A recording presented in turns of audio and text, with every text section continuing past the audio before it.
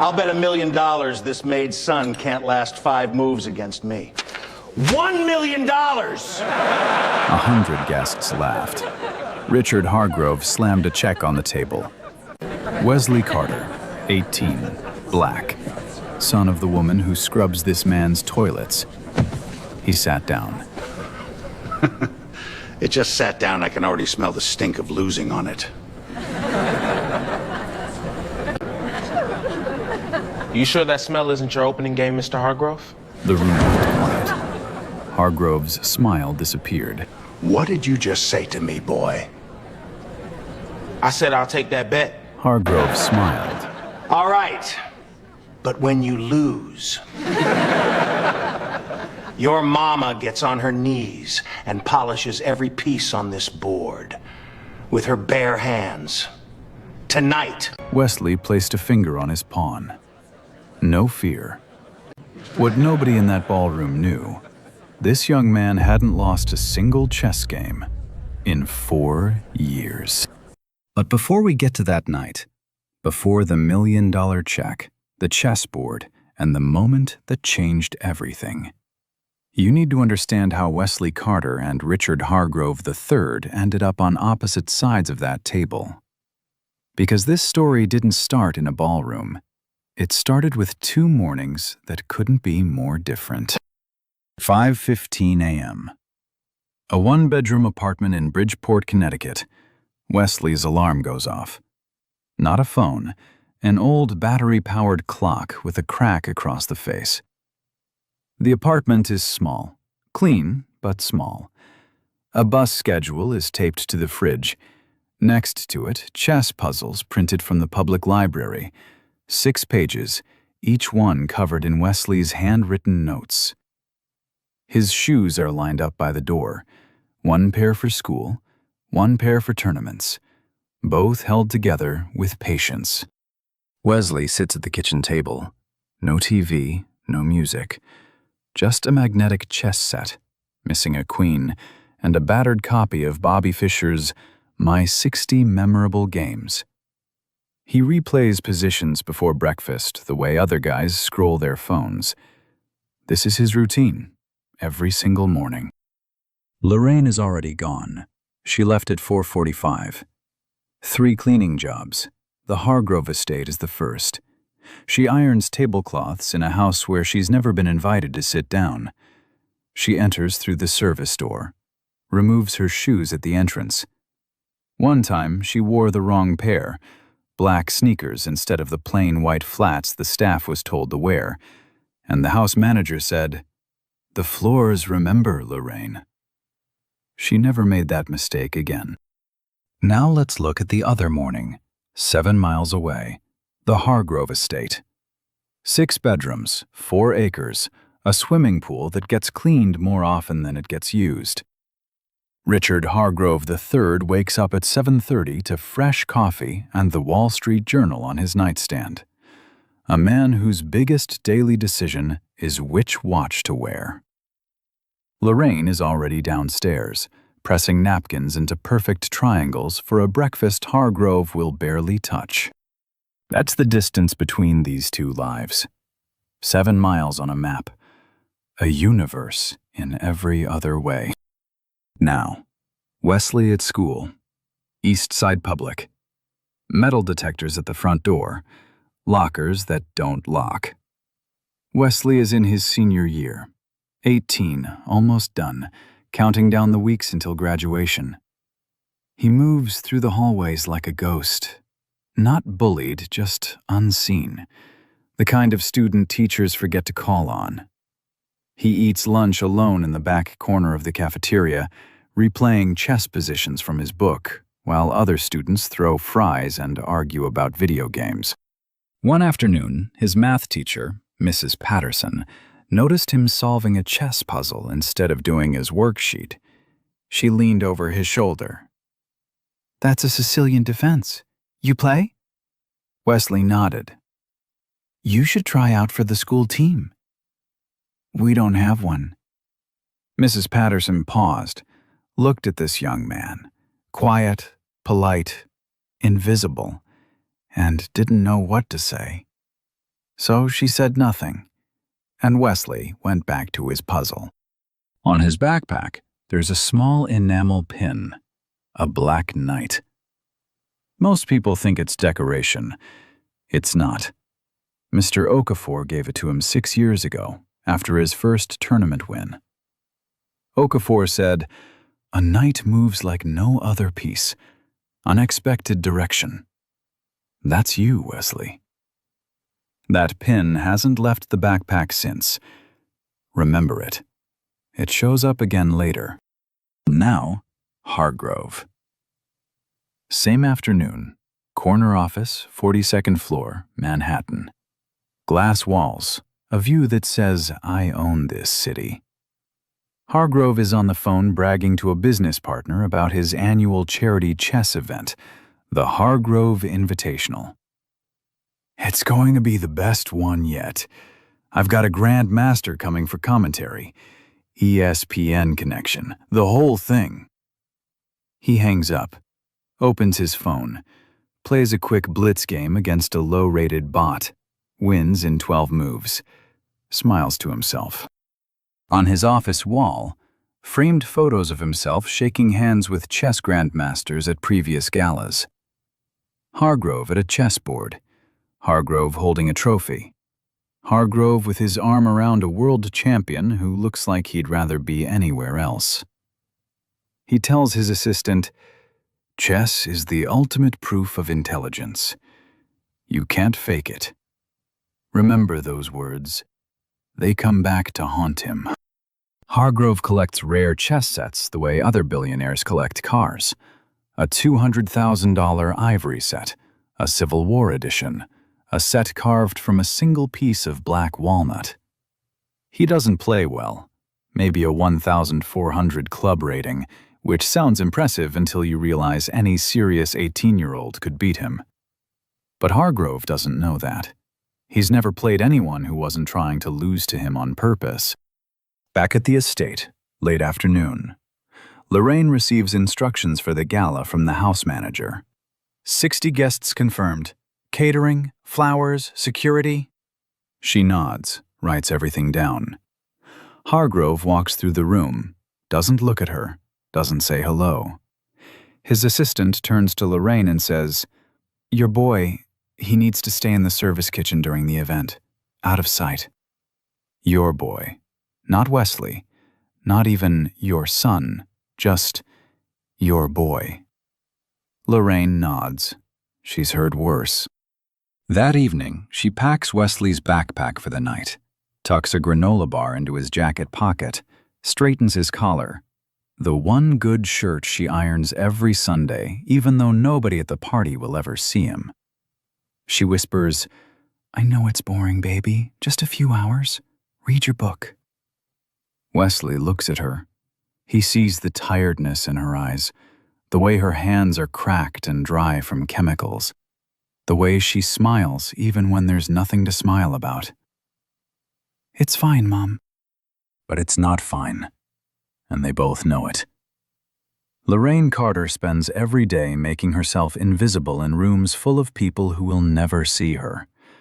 And tonight, her son is supposed to do the same. Supposed to. The Hargrove Invitational, 8 p.m. The ballroom looks like something out of a magazine. Crystal chandeliers, a string quartet in the corner, waiters gliding between guests with silver trays, men in tuxedos, women in gowns that cost more than a year of Lorraine's rent. And in the center of the room, on a raised platform under a spotlight, the chessboard. $200,000 of hand-carved ivory set up like a shrine. Hargrove opens the night with a speech. Charity, generosity, the importance of intellect. He uses the word meritocracy 3 times. Then he sits down for the exhibition match. His opponent, a local club player named David Stein. Stein is also a business associate. Stein's firm manages a chunk of Hargrove's real estate portfolio. The game lasts 19 moves. Stein plays like a man who wants to keep his biggest client happy. He makes two obvious mistakes, too obvious, and resigns with a gracious smile. Hargrove stands up, arms wide, soaking in applause like he just won the world championship. Then comes the moment. Hargrove grabs the microphone, face flushed, riding the high. "Ladies and gentlemen, I have an open challenge. $1 million to anyone in this room who can beat me tonight. Any taker?" He grins, scans the crowd. He knows no serious player is here without his invitation. This is a performance, a flex, nothing more. The crowd claps. Nobody steps forward. Hargrove nods, satisfied. Meanwhile, the service kitchen. Fluorescent lights, steel counters, the smell of leftover canapés. Wesley sits on a stool near the back door, his magnetic travel set open on his lap. He's replaying a Kasparov game from memory, move 37. A rook sacrifice that cracked open the entire position. The door swings open. Jonathan Hargrove, Richard's 20-year-old son, walks in looking for a drink. He's not like his father, quieter, softer around the edges. Home from college for the weekend. He spots Wesley and stops. "You play chess?" Wesley looks up, nods. Jonathan glances at the board. "That's Kasparov versus Topalov, 1999. Wesley raises an eyebrow. "You know it?" "My dad made me study it." Jonathan shrugs. "I quit playing years ago. Got tired of being told I wasn't good enough." He pauses. "My dad just offered $1 million to anyone who can beat him. You should go out there." He says it half joking, the way rich kids say things when they don't understand what's at stake. Wesley closes the magnetic set. One piece is missing. The Black Queen. Lost months ago. He never replaced it. He practices without it now. Every game, every session. No queen. Remember that. Lorraine appears in the doorway. She heard Jonathan. She shakes her head slowly. She knows what happens when they draw attention in this house. Nothing good. But Wesley is already standing, and in his head, a voice. Not his mother's, not Jonathan's. His grandfather's. "Don't ever let anyone make you small, Wes. You are not small." He walks toward the ballroom door. Lorraine whispers, "Wesley, don't." He pushes through, and the service kitchen door swings shut behind him. Wesley Carter didn't learn chess from a book. He learned it from a man the world forgot. Emmanuel Okafor, 71 years old, Nigerian, former national chess champion, 3-time winner of the Nigerian Chess Open in the 1980s. He came to America in 1994 with 2 suitcases and a rating of 2,350. By the time Wesley met him, Okafor was running a free after-school program at the Bridgeport Community Center. No funding, no sponsors, just a folding table, 6 plastic chairs, and a chess set with a missing rook that he replaced with a bottle cap. Wesley was 6. Lorraine's shift ran late. It always ran late, and the community center was the only place open. Wesley wandered in. Didn't talk to anyone, just stood by the table, watching Okafor play against himself. Okafor looked up. "You want to sit?" Wesley sat. "You know what this game is?" Wesley shook his head. Okafor placed a pawn in the center of the board. "This is the smallest piece. Everyone ignores it, but if it's brave enough to keep moving forward, it becomes the most powerful piece on the board." He smiled. "You remind me of this piece." That afternoon, Okafor taught Wesley how the pieces move, just the basics. Pawn goes forward. Knight jumps in an L shape. Bishop slides diagonal. Wesley didn't say much, but his eyes didn't leave the board. Not once. He came back the next day, and the next, and every day after that for 12 years. By age 8, Wesley was beating every kid in the program. By 10, he was beating adults who walked in off the street thinking they could teach the kid a lesson. By 12, Okafor entered him in his first rated tournament, the Connecticut Scholastic Open.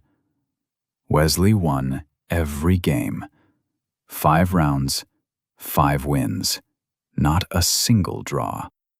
That night, Okafor gave him the Black Knight pin, pressed it into his palm, and said, "A knight moves like no other piece.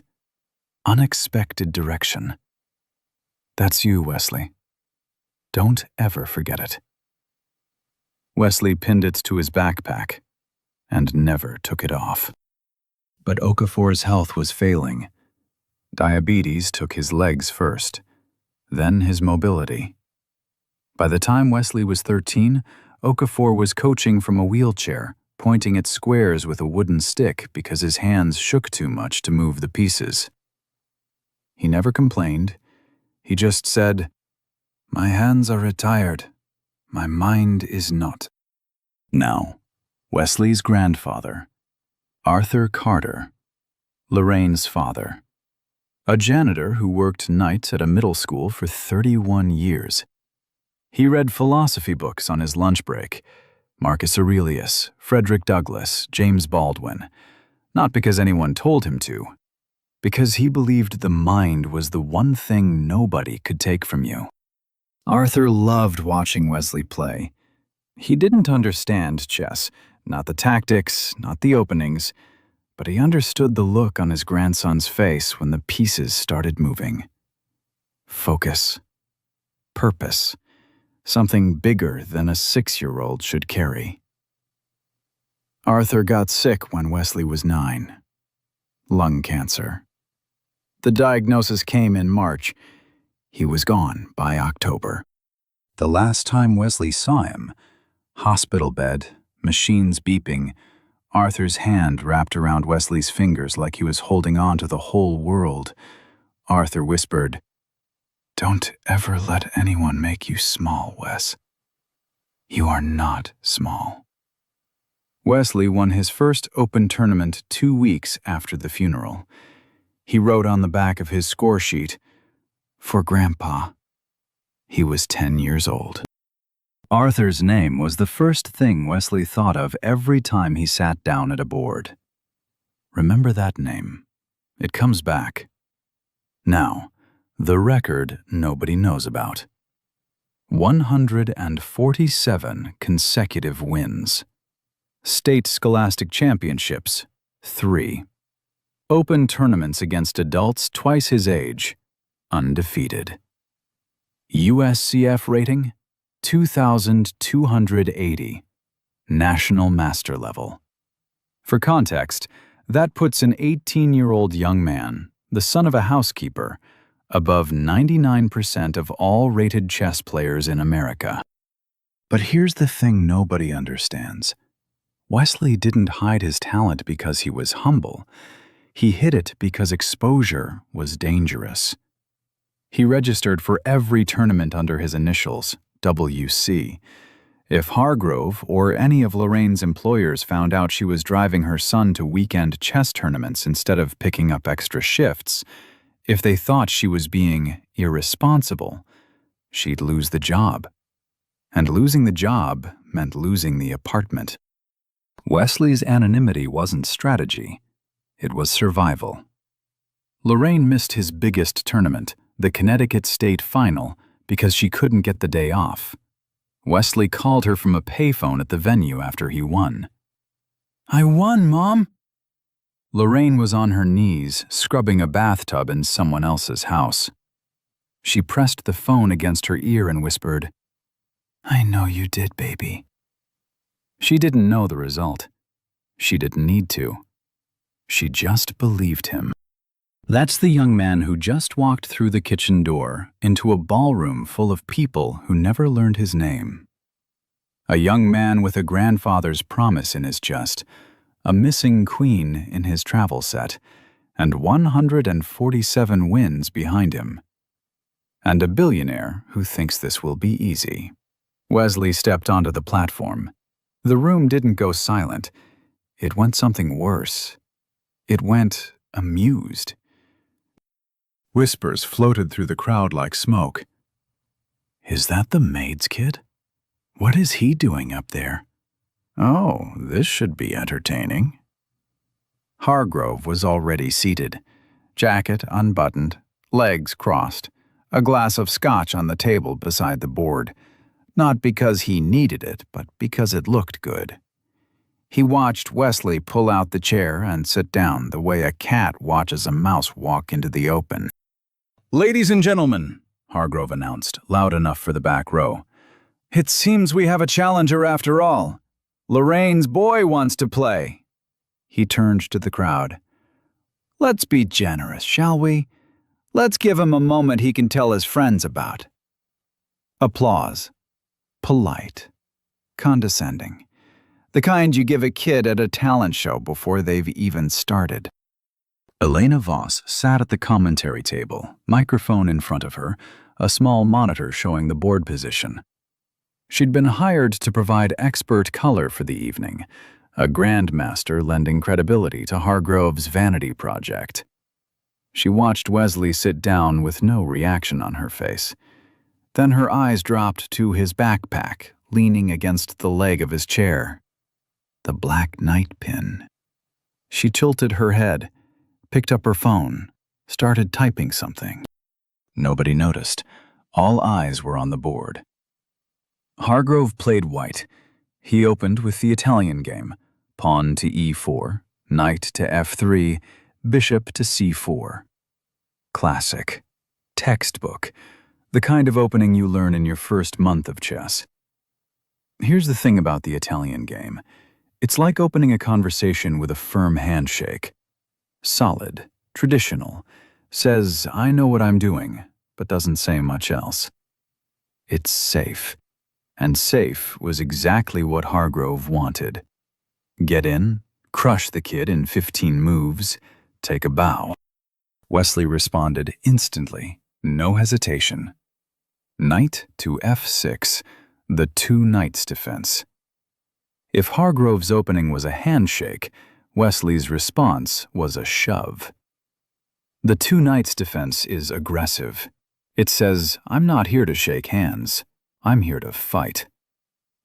Hargrove didn't notice the difference. He played his standard attack. Pawn push, bishop development, castling kingside. He was following a script. The same script he always followed. The same script that worked against David Stein 30 minutes ago. Wesley didn't follow any script. Move 6.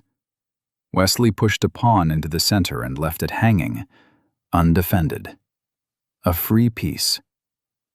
Hargrove stared at it for about 4 seconds, then took it. Smiled. Looked at the crowd like, "See, the kid's giving away pieces already."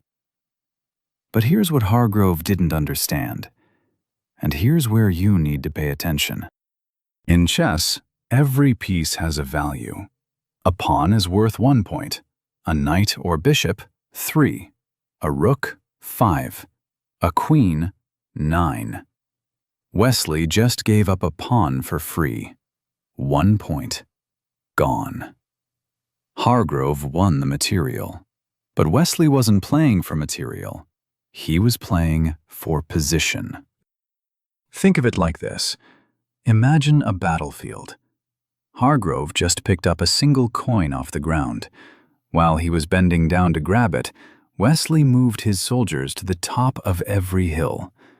He controlled the center of the board, the 4 most important squares, with his knights and pawns working together like a wall. Hargrove had an extra pawn. Wesley had the high ground. And in chess, the high ground wins wars. By move 8, something shifted. Wesley's pieces weren't just developed, they were coordinated. His 2 knights supported each other. His bishop cut a long diagonal across the board like a sniper. His rook was already connected, ready to swing into action. Every piece had a purpose. Every piece had a job. Hargrove's side of the board looked different. His pieces were scattered. A knight on the rim doing nothing. A bishop blocked by his own pawns. His rooks still sitting on their starting squares, disconnected. He'd been so focused on grabbing that free pawn that he forgot to build anything behind it. By move 10, Hargrove's smile was gone. He leaned forward, loosened his tie just slightly, like he didn't want anyone to see. He stared at the board the way a man stares at a parking ticket, thinking there must be some mistake. There was no mistake. Elena Voss leaned toward her microphone. She'd been quiet until now, watching, calculating, running lines in her head. She spoke calmly, but every chess player in the room felt the weight of her words. Ladies and gentlemen, what we just witnessed is not a beginner's game. This young man executed a positional pawn sacrifice, deliberately giving up material to seize control of the center. This is a concept you see at grandmaster level preparation. This is not luck. This is theory. The room stirred. Champagne glasses lowered. Conversations stopped mid-sentence. A woman near the front put her hand over her mouth. Elena looked at her phone. The search results were loaded. She read them. Then she looked up at Wesley, at the black knight pin on his backpack, and the smallest smile crossed her face. She didn't say anything. Not yet. But she knew. And if you go back and rewatch this moment, if you look at Elena's face the second Wesley sat down at that board, you'll see it. She suspected from the pin alone. She just needed confirmation. Now she had it. And Hargrove? Hargrove still thought he was winning. Move 14. Hargrove's clock was ticking. Not just the chess clock, the clock inside his head. The one that tells a man who's never been wrong that something is very, very wrong. He tried to simplify. That's what amateurs do when the board gets too complicated. They trade pieces. Knight takes knight. Bishop takes bishop. Strip everything down until there's nothing left to be confused by. It's like turning down the volume when the music gets too loud. Fewer pieces, less danger. That was the plan. Wesley didn't let him. Every time Hargrove offered a trade, Wesley sidestepped it. Knight retreats to a better square instead of capturing. Bishop slides one diagonal over, refusing the exchange but opening a new threat. Rook shifts to a half-open file, not attacking anything yet, just watching. Waiting. Hargrove pushed a trade again on move 16. Wesley declined again. And again on move 18. And again on move 20. The board stayed full. The tension stayed high. And Hargrove was drowning in it. Here's what was happening in simple terms. Imagine you're in an argument with someone smarter than you. You want to change the subject. Make it simpler. Make it about something you can handle. But every time you try, they steer the conversation right back to the thing you can't answer. That's what Wesley was doing. Hargrove wanted a simple game. Wesley refused to give him one. Move 22. Wesley began building something. Slowly, quietly, the way you set a trap that doesn't look like a trap until it's too late. He moved a knight to the center of the board, a square called D5. From that single square, the knight controlled 8 other squares simultaneously. It couldn't be captured. Wesley had arranged his pawns to protect it perfectly. It just sat there, radiating power in every direction like a king on a throne. In chess, this is called an outpost, A piece that can't be removed, sitting in the heart of enemy territory, controlling everything around it. Hargrove couldn't take it, couldn't push it away, couldn't ignore it. It was like a rock in the middle of a river. Everything had to flow around it. And here's the part that matters. Remember what Mr. Okafor said about the night? A night moves like no other piece. Unexpected direction. That's you, Wesley. That knight on D5 wasn't just a chess piece. It was Wesley. Planted in a place nobody expected, impossible to move, controlling everything. Hargrove stared at the board for nearly 2 minutes, the longest pause of the night. His fingers hovered over pieces and pulled back, hovered and pulled back. He was looking for a plan. Any plan. He found one, or thought he did. Move 25. Hargrove sacrificed his bishop, just gave it up, crashed it into Wesley's pawn structure to rip open a line toward Wesley's king. It was desperate, aggressive, the kind of move a man makes when he's not trying to win anymore. He's trying to survive. If he could get his rook to Wesley's back rank, maybe, just maybe, he could create enough chaos to swindle a draw. The crowd gasped. For a moment, it looked dangerous. A bishop sacrifice always looks dramatic, pieces flying, lines opening. It felt like Hargrove had finally found his punch. Wesley took 30 seconds, the longest he'd paused all game. He sat perfectly still, hands in his lap, eyes scanning the board. Not one piece, not one square, but the whole thing, the whole picture. Then he moved his rook. One square, just one, to the back rank. That single move did 2 things at once. First, it blocked Hargrove's attack completely. The rook sat on the exact square Hargrove needed to deliver his threat. Door closed. Second, it opened a diagonal for Wesley's bishop, creating a new attack aimed directly at Hargrove's king from the other side of the board.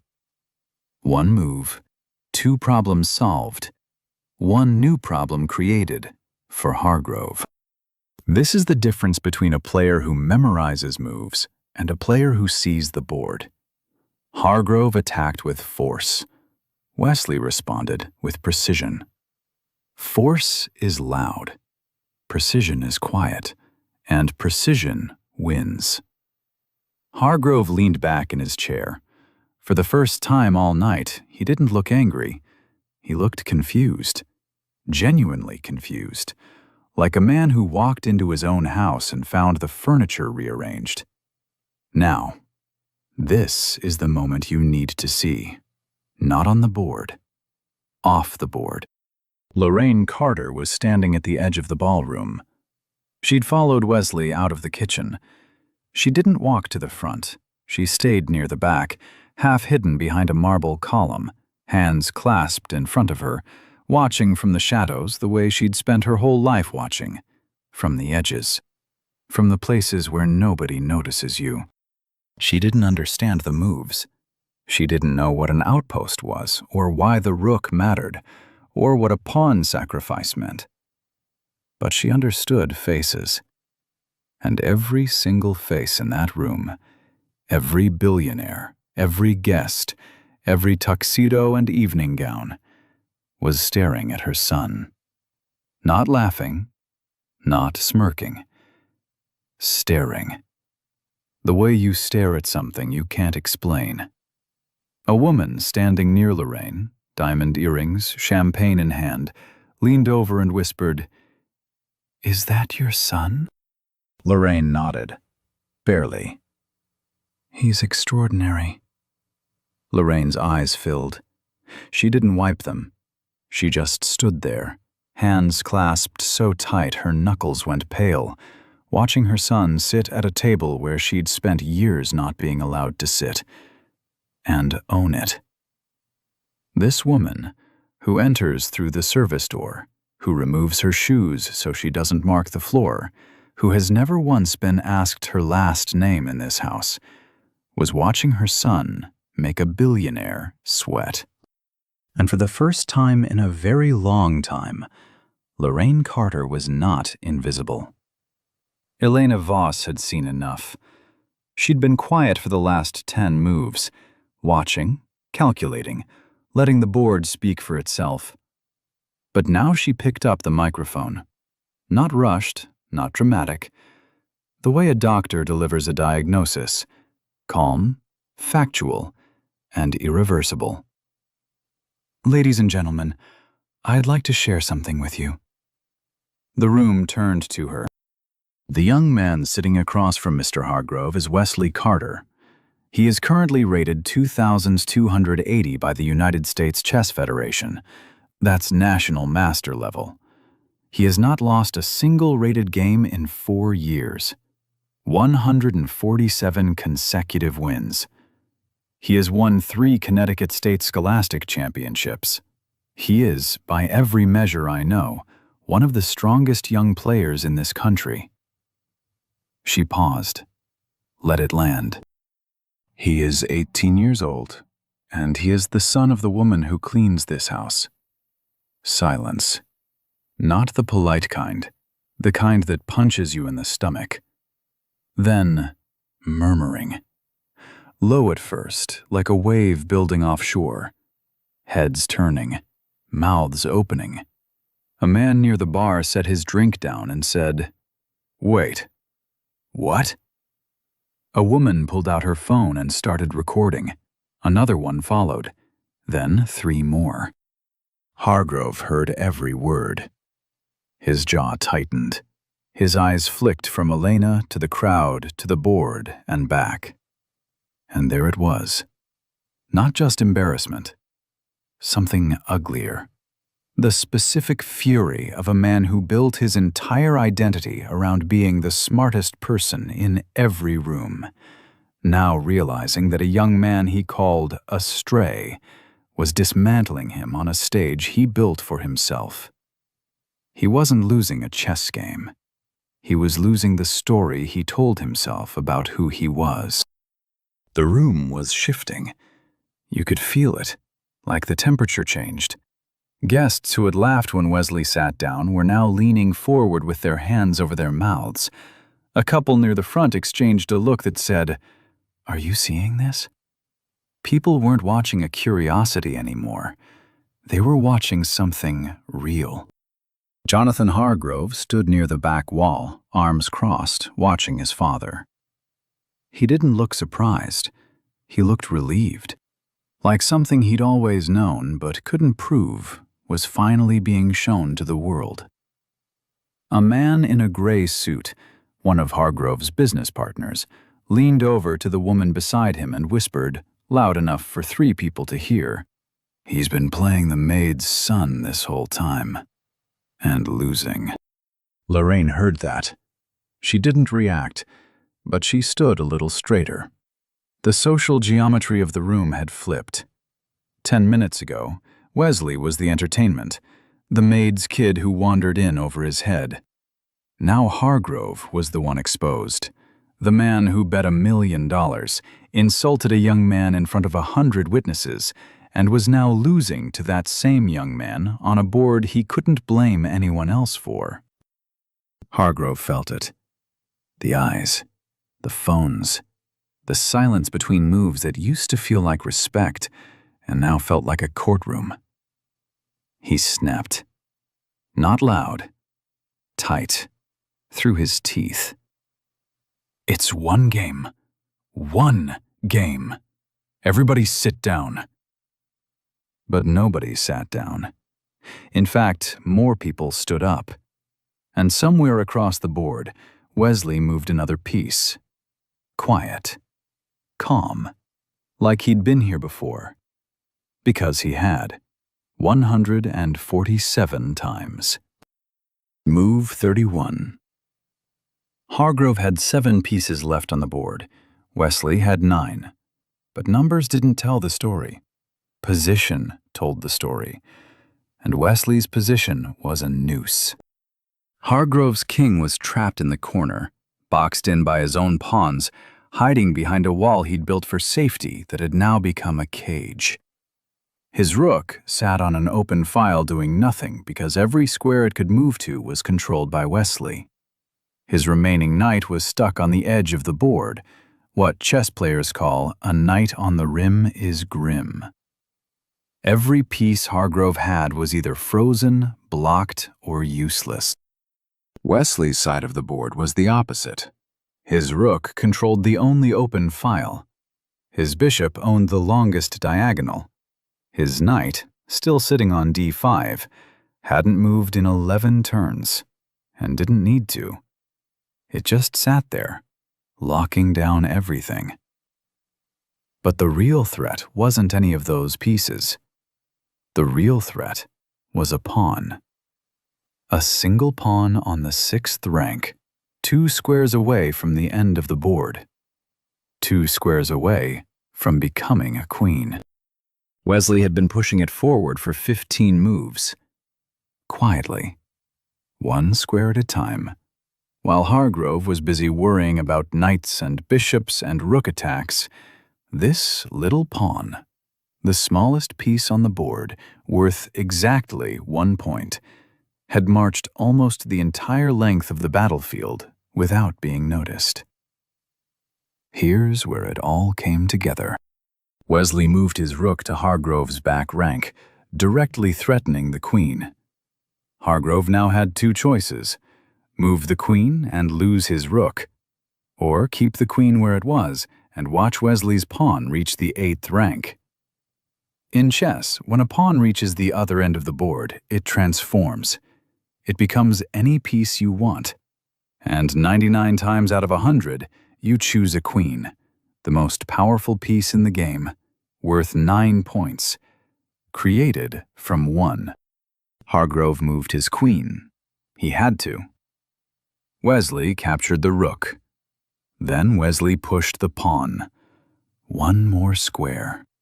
7th rank, 1 square away. Hargrove threw everything he had left. Queen to f7, check. Trying to force a trade, a distraction, anything, Wesley blocked with his bishop. Calm, simple. And then, the final move.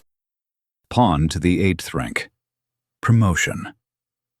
A new queen appeared on the board, and it arrived with check, attacking Hargrove's king directly, while simultaneously cutting off every escape route. Remember, Wesley practiced at home with a travel set missing its queen. Every day, every morning at that kitchen table. He'd spent years learning how to win without the most powerful piece on the board.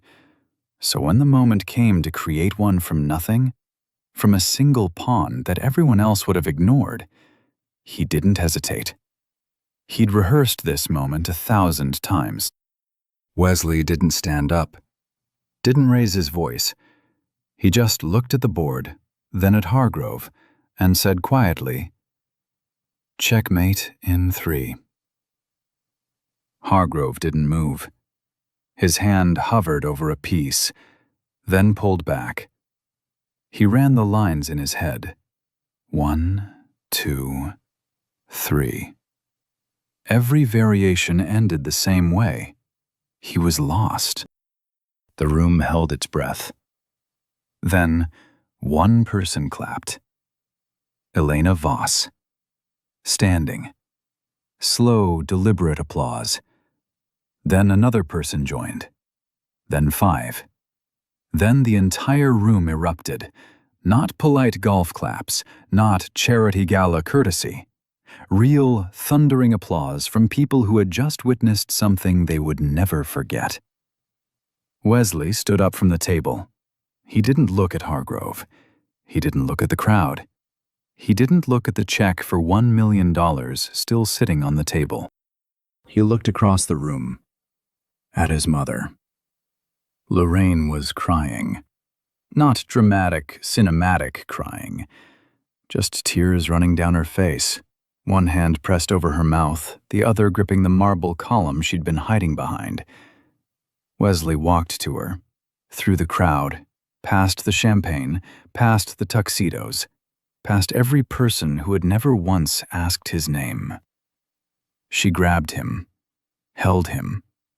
He was taller than her now, had been for years, towering over her by a full head. In that room full of billionaires and evening gowns, the most powerful image wasn't the checkmate. It wasn't the $1 million check.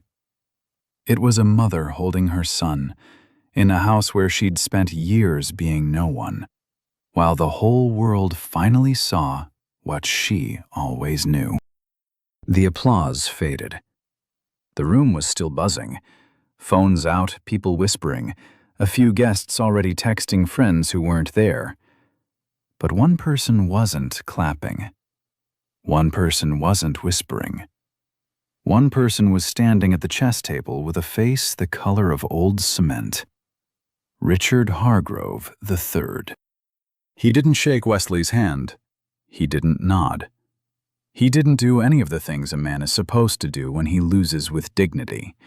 Instead, he stood up so fast his chair scraped the platform, and he pointed, not at Wesley, but at Lorraine. "You planned this." The room went cold. "You brought him here on purpose. This was a setup. You used my own house, my own event, to humiliate me." Lorraine opened her mouth, but nothing came out. 30 years of swallowing words will do that to a person. She just stood there, holding Wesley, shaking her head slowly. Hargrove turned to the crowd, arms wide, performing outrage like a man who's spent his whole life turning accusations into applause. "Do you see what happened here? I open my home. I offer a generous challenge, and the help rigs the game."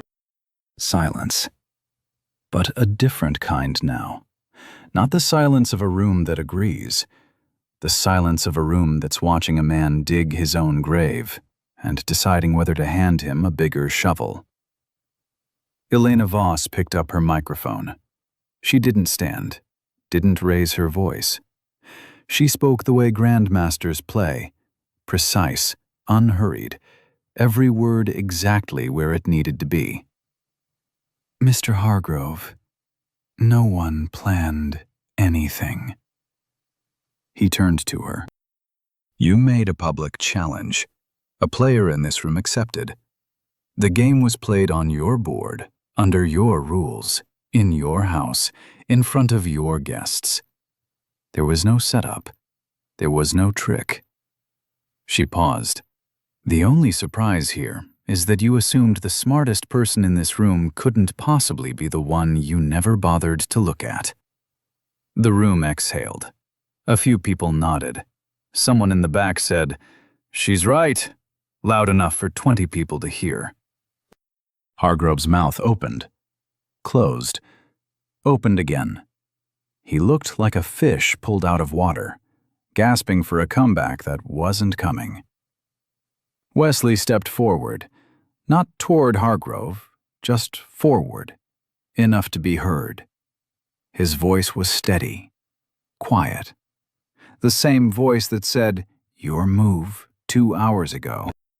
"You said something earlier tonight, Mr. Hargrove. You said chess is the ultimate proof of intelligence. You can't fake it." Wesley looked at the board, the pieces still frozen in their final position. "Those were your words, not mine." He paused. "You were right. You can't fake it." That was it. No shouting, no victory speech, no dramatic takedown. Just an 18-year-old young man holding up a mirror and letting a billionaire see his own reflection. And the reflection was ugly. Hargrove didn't respond. There was nothing to respond with. His own words, his own challenge, his own board, his own rules. Every weapon he'd built had been turned back on him by a young man who weighed 160 pounds and still had a few weeks left until graduation.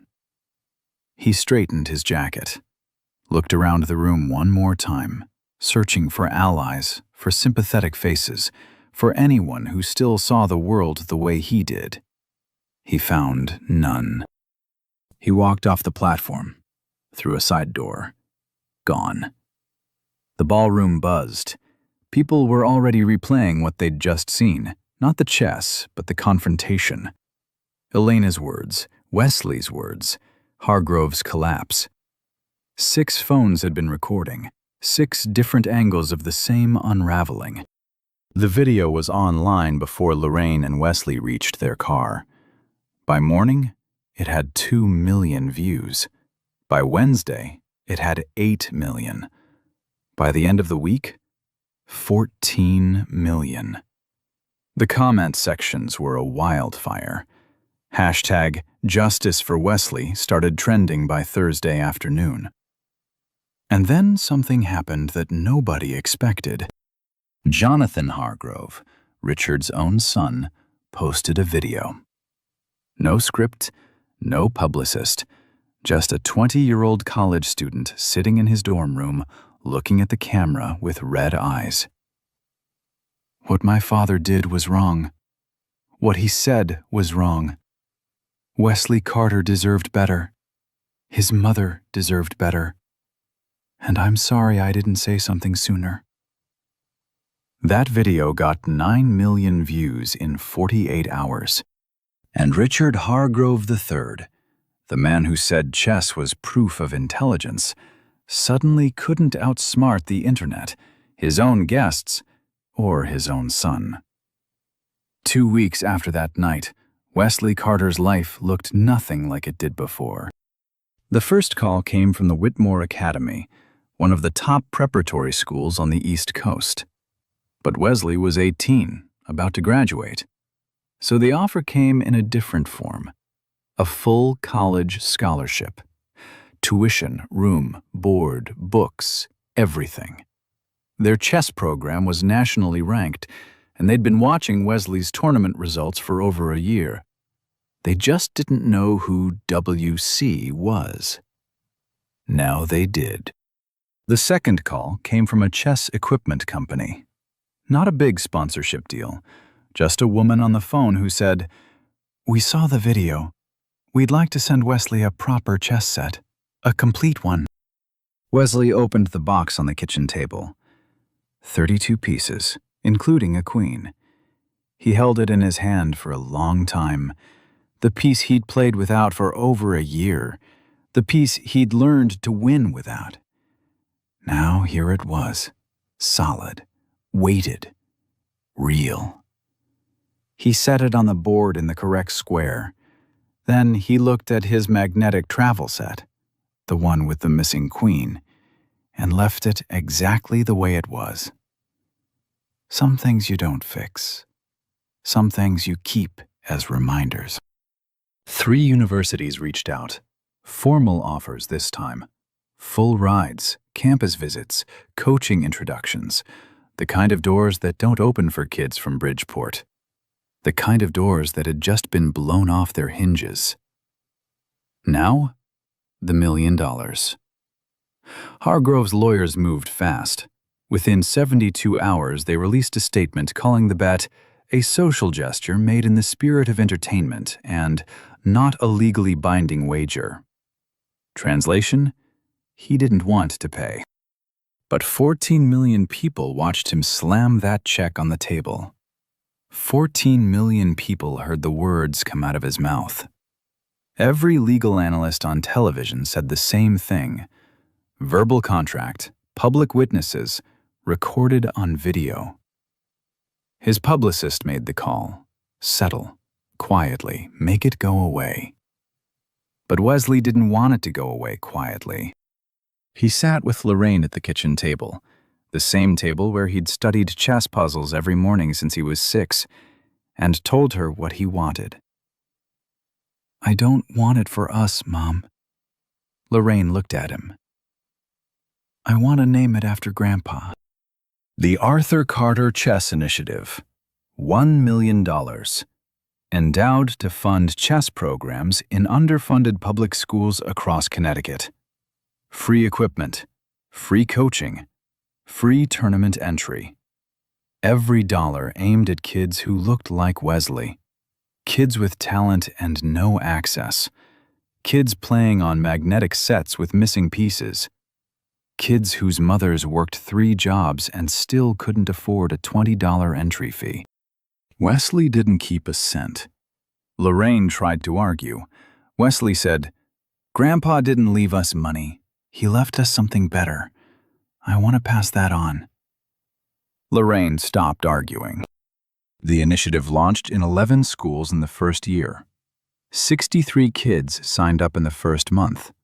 By the end of the year, 2 of them had qualified for their first rated tournaments. One of them, a 7-year-old girl named Maya, walked up to Wesley after a Tuesday coaching session and asked, "Were you always good at this?" Wesley laughed, the kind of real, unguarded laugh that people who carry too much rarely let out. "No, I was just stubborn." Maya nodded like that made perfect sense, went back to her board, played a move Wesley hadn't taught her. He smiled. Okafor would have liked that. Now, Hargrove. Richard Hargrove III was not destroyed. That's important to say. This isn't a story where the villain gets arrested or goes bankrupt. Real life doesn't work like that. But Hargrove was diminished, and for a man who measured everything by status, diminished was worse than destroyed. He stepped down from 2 charity boards within a month. The Hargrove Invitational was not held the following year. No announcement, no explanation. The website just went dark. A profile piece in the New York Times revisited how he treated his household staff. 3 former employees went on record.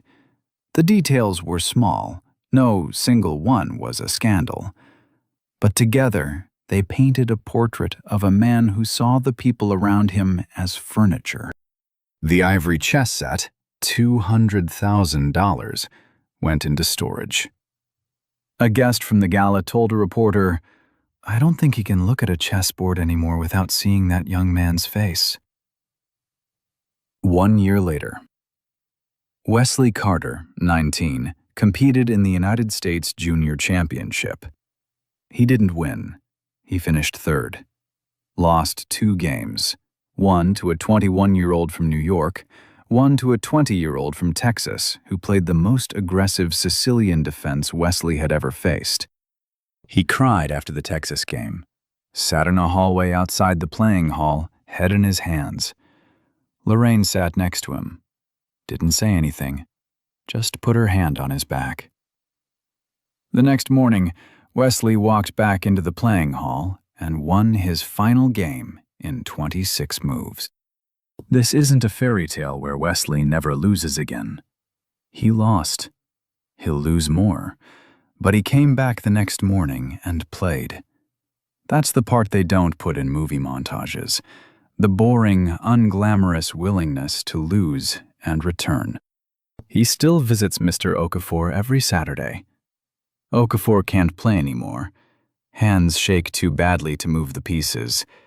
But he watches Wesley's games on a tablet, following along move by move. And he still catches mistakes. "Move 23, he says, tapping the screen with a trembling finger. "You rushed. You know better." Lorraine no longer works for the Hargrove family. She has a new job, school administrative assistant, regular hours, benefits, weekends off. She still straightens Wesley's collar before every tournament. Some things don't change. Some things shouldn't. And now, I need to talk to you directly. Wesley Carter isn't real. But the young man sitting in a classroom right now with a talent no one's noticed, the mother working 2 jobs hoping someone will finally see her child, they are real. They're out there right now, and they don't need someone to save them. They just need someone to stop looking away. If this story moved you, subscribe. We tell stories like this every week. Hit the bell so you don't miss the next one. Share this with someone who needs to hear it today. And before you go, one question. Who was the first person who saw something in you that nobody else did? The teacher, the coach, the grandparent, the stranger who said one sentence at the right time. Drop their name in the comments. Let them be seen too. Because everybody deserves to be seen. Hashtag Justice for Wesley. So Wesley Carter won $1 million from the man his mother cleans toilet for, and he didn't keep a single cent. He named it after his grandfather, Arthur Carter, a janitor who read philosophy on his lunch break. That money now funds free chess program in 11 public schools. 63 kids sign up the first month. Kids with borrowed sets and missing pieces that like Wesley. But here's what I keep coming back to.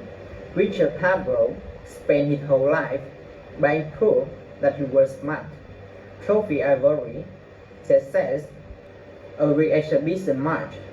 Wesley spent 12 years at the kitchen table with a broken clock and a set missing its screen. One of them built an image, the other one built something real.